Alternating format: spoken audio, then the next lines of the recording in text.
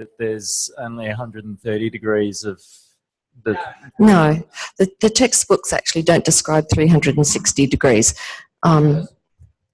Well, I didn't add all the numbers up.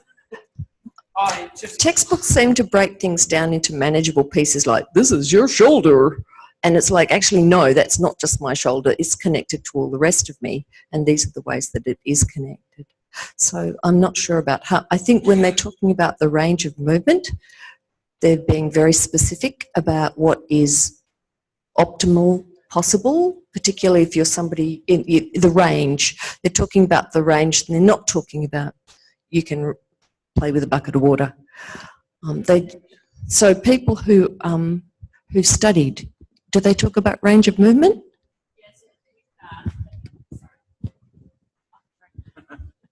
With that, they're talking about range of movement just of the glenohumeral joint. So if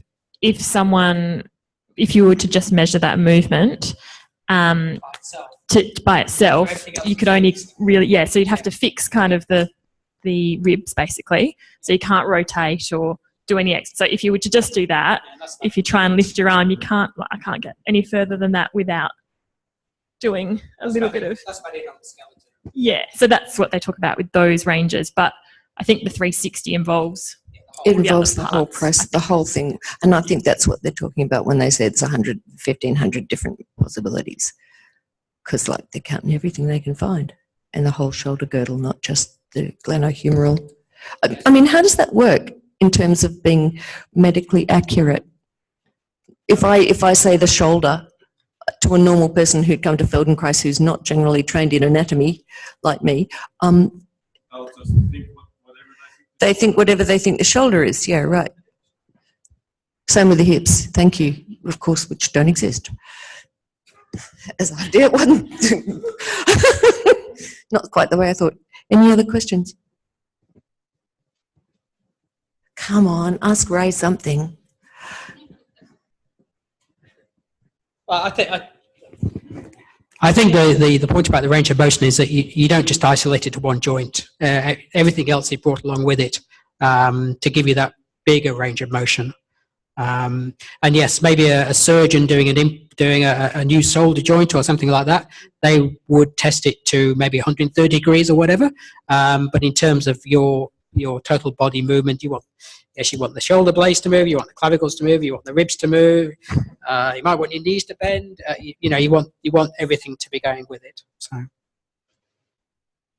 Margaret, you said at the start that you really like the shoulder joint because it clarified for you some connection of pelvis. Can you say more about that? They have the similar, like the scapula. It was the scapula that really helped because the scapula has bits that stick off it that aren't straight, and it has negative curved spaces like this.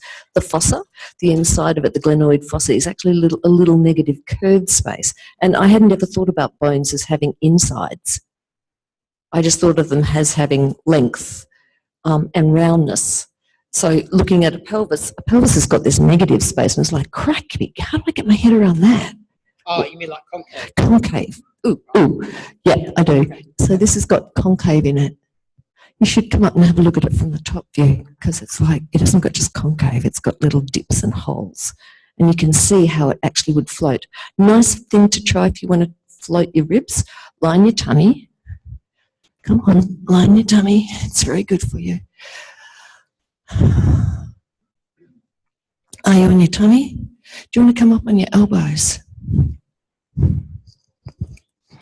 Okay.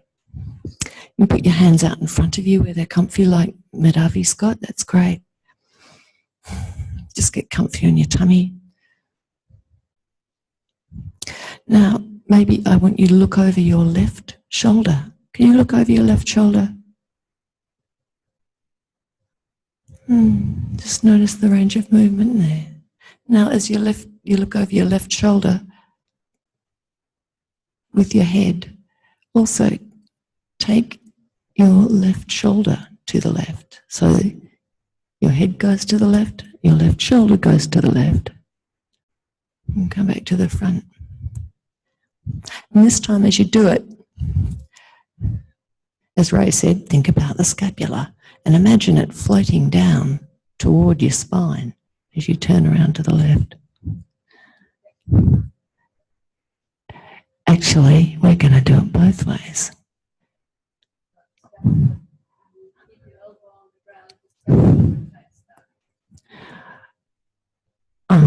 Cool. So go around to the right, head to the right, and let your shoulder go to the right as well. Where's your bones? Where's your right scapula? Is it closer to the outside of your body or to your spine? Okay, so if you turn to the right again, and instead of having your right shoulder back, try changing your shoulders. Your head's still looking over your shoulder. Yeah. I like this little one because it fried my brain in a class. So, back to centre. Let's go to the right. So you're turning your head to look over your shoulder. You might find, what happens to your hip when you do that? What do your shoulders do? Which one comes forward? Which one goes back?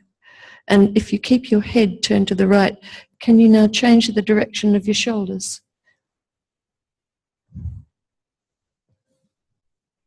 Keeping your head turned to the right. So the right shoulder is back. And now change the direction of your shoulders so that your right shoulder comes forward, but don't stop looking over your shoulder.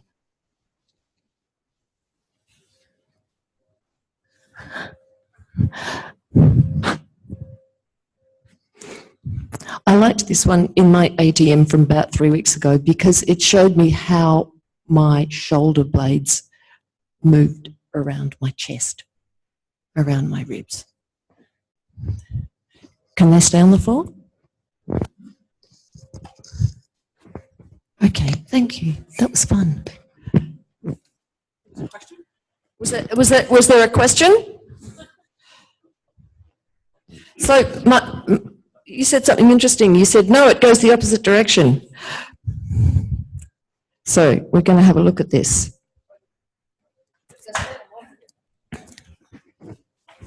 And we're lying down. I need to help him with the actual thing, holding. Hang on a minute. Holding his arms. You need to talk.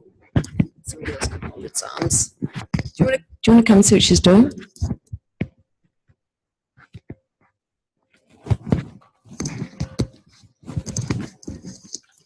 So he's looking over his shoulders. Look, his shoulder blade. You need to hold his arm. His shoulder blade is going down sideways. But if he moves his shoulder, his arm. No, his elbow is sitting on the ground. He's looking over the shoulder. So this shoulder blade is moving to the outside. And what happens? Not to the middle. What happens when he moves his shoulders as well as his head to the right? Yeah, but we were supposed to have our that was the first elbow on the ground, and then he's turning. See, so the shoulder blade. The first one, it's going to the outside. Yes. The second one, you're actually turning the head, and then you're actually taking the shoulder with it. So he's bending in the middle, so it's a sideways bend. The shoulder blade goes towards the outside, not towards the spine. When you're bending to the left. So the left arm is on the ground. He turns to the left. The shoulder blade goes to the left. If the elbow stays still. What happens if the elbow moves? Still. Then it depends if you rotate your body. Then you rotate your body. But it depends what your achievement, but the restriction was keep your elbows on the ground, look over your head. Yeah, the first one, yeah. The second one was let your shoulder go around with your head. So my instructions were not precise. Thank you. They were improvised. Thank you very much, Martina. No worries. Can you put him back? No, I think it's safe to give it back.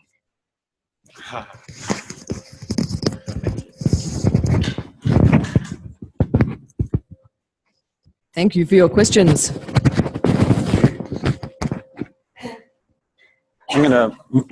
I'll pick up on your last comment there about, yes, well, the instructions were improvised.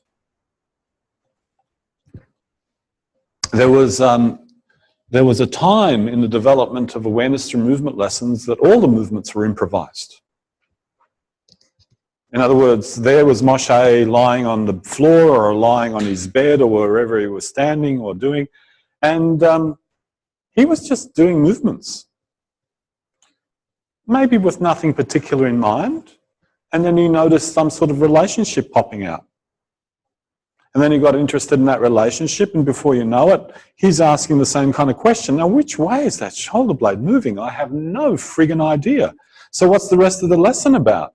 Actually feeling it inside himself. Where is moving, in what direction, relative to what?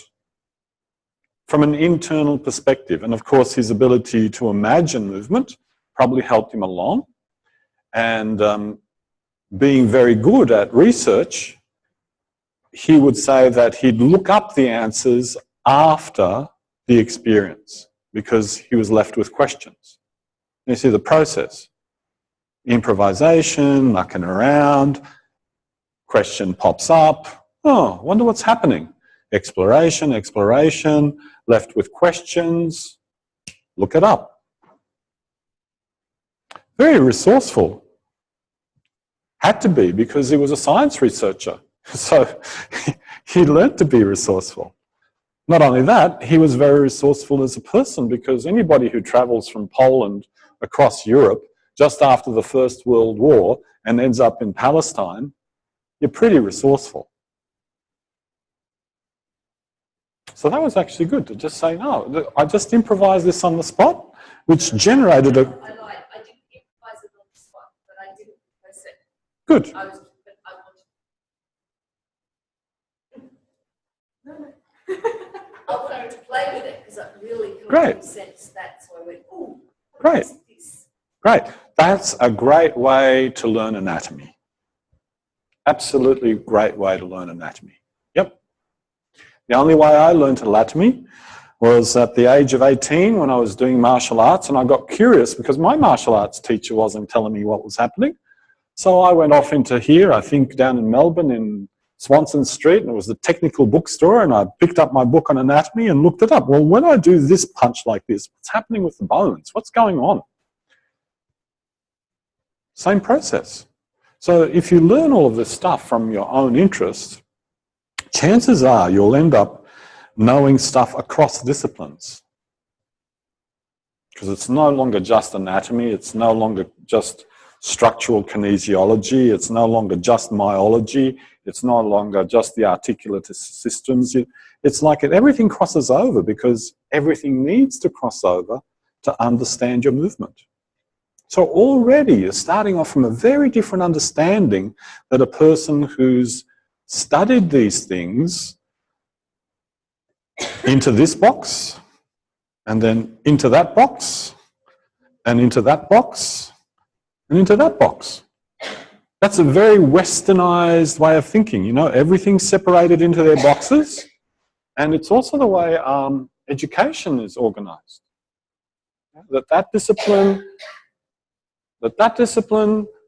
is not related to that discipline. And the classic is, I think it was when I finished my cognitive science degree, I wanted to articulate into a psychology course. You know, I did probably 4 or 5 units on psychology. They wouldn't let me articulate. Because, oh, no, you have to start right from ground one because you have to learn the discipline. It's like, oh, God, give me a break.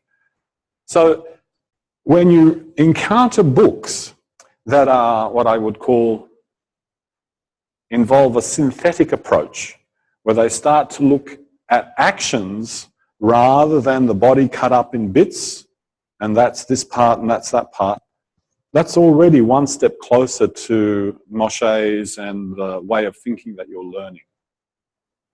Yeah. So the argument that I'm making here is that there's nothing inherently wrong with bringing everything back down to smaller and smaller pieces. Yes, you get to learn something, but if you never reverse the process, if you never re-synthesize it, and you leave everything separated, then all you have is specialized bits of knowledge. And academic departments arguing with each other for funding. Oh, that's my field. Give the money to me. Yeah. Or professions arguing, oh, I think that person should see me because really it's a knee problem. In actual fact, they've never moved their ribs for the last 20 years, and the knee problem came because they had stiff ribs.